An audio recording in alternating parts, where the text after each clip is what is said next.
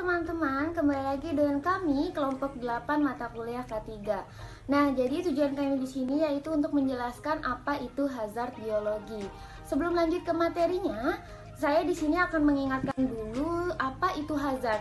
Jadi hazard atau potensi bahaya adalah segala sesuatu yang menyebabkan kecelakaan, kerusakan, cedera, sakit, atau bahkan dapat menyebabkan kematian pada saat proses dan sistem kerja.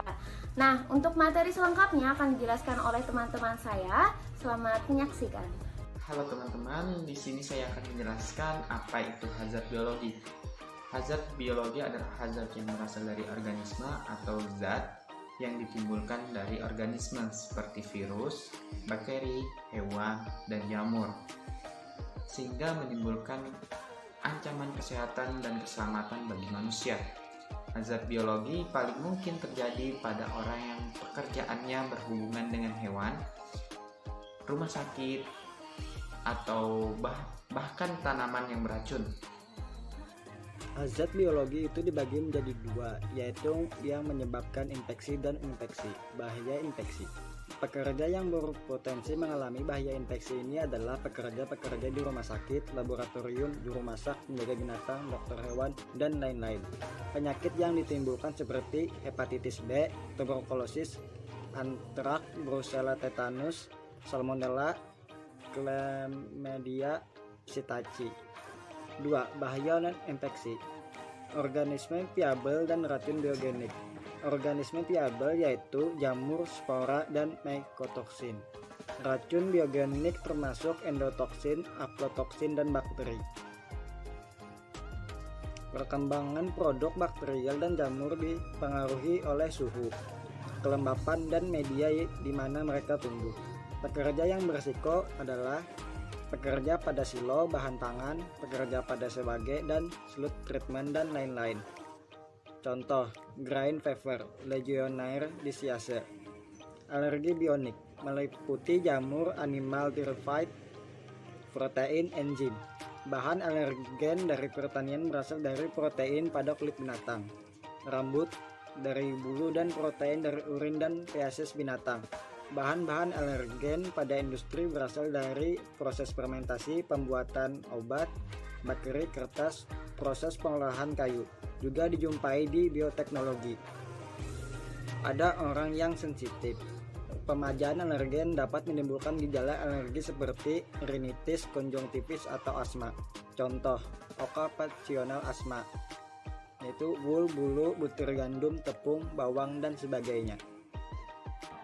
Nah teman-teman, hazard biologi bisa disebut juga sebagai bahaya biologi. Itu merupakan debu organik yang berasal dari sumber biologi seperti virus, bakteri, jamur, protein, dan bahan lain yang terdegradasi.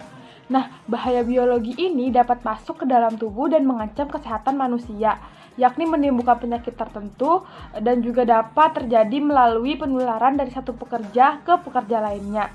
Nah, hewan-hewan atau mikroorganisme tak kasat mata yang berada di sekitaran kita atau di sekitaran tempat kerja dapat masuk ke dalam tubuh tanpa kita ketahui, sehingga banyak penanganannya yang harus dilakukan setelah pekerja itu terinfeksi. Sebagai contohnya ada bisa ular, terus ada berbagai macam virus dan bakteri. Selanjutnya yaitu ada bahaya dari bakteri Legionella pneumophila. Nah, jadi bakteri ini tuh adalah bakteri yang berkaitan dengan air dan tersebar di lingkungan yang luas. Bakteri ini tuh mampu bertahan di suhu yang sangat tinggi loh teman-teman. Bakteri ini ditemukan di sumber-sumber air yang dibuat oleh manusia. Contohnya tuh seperti penyejuk udara, kolam air, kolam renang, dan lain-lain. Bakteri ini berbentuk batang dan dapat menyebabkan penyakit nosokomial dan pneumonia. Dan telah dilaporkan hingga mencapai 90% kasus yang disebabkan oleh bakteri Legionella pneumophila ini. Dalam bahasa Inggris, penyakit ini disebut Legionella disease dan masuk dalam tubuh manusia melalui pernapasan. Bakteri Legionella biasa berkembang di air, khususnya pada lingkungan yang hangat seperti bak mandi dengan air panas, tangki berisi air panas, sistem pipa, dan sistem pendingin udara. Legionella pneumophila termasuk bakteri gram negatif, berbentuk batang, tidak meragi D-glukosa, tidak mereduksi nitrat menjadi nitrit. Koloni bakteri ini hidup subur menempel di pipa karet dan plastik yang berlumut dan tahan komporit dengan konsentrasi klorin 26 mg/1. Legionella dapat hidup pada suhu antara 5,7 derajat Celcius sampai 63 derajat Celcius dan hidup subur pada suhu 30 derajat Celcius sampai 45 derajat Celcius. Penyakit Legionnaires ini disebabkan oleh bakteri Legionella pneumopila, di mana bakteri ini hinggap di kolam air hangat dan juga pemandian umum.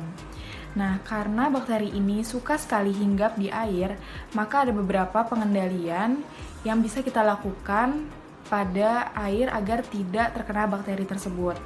Yang pertama adalah kita harus menjaga kebersihan sistem air. Yang kedua, kita harus menggunakan teknik pengolahan air yang benar dan baik. Yang ketiga, kita melakukan desinfeksi kimia, yaitu senyawa klorin yang terbukti efektif dan juga banyak digunakan. Yang keempat adalah menggunakan desinfeksi panas, di mana suhunya itu harus di atas 60 derajat Celcius. Nah, kemudian penyakit ini juga bukan hanya hinggap di air saja, namun dia bisa juga hinggap di hewan yang kemudian ketika kita mengolah hewan tersebut, kita juga akan tertular nantinya. Nah, ada beberapa pencegahan untuk mengendalikan agar penyakit ini tidak terus menular.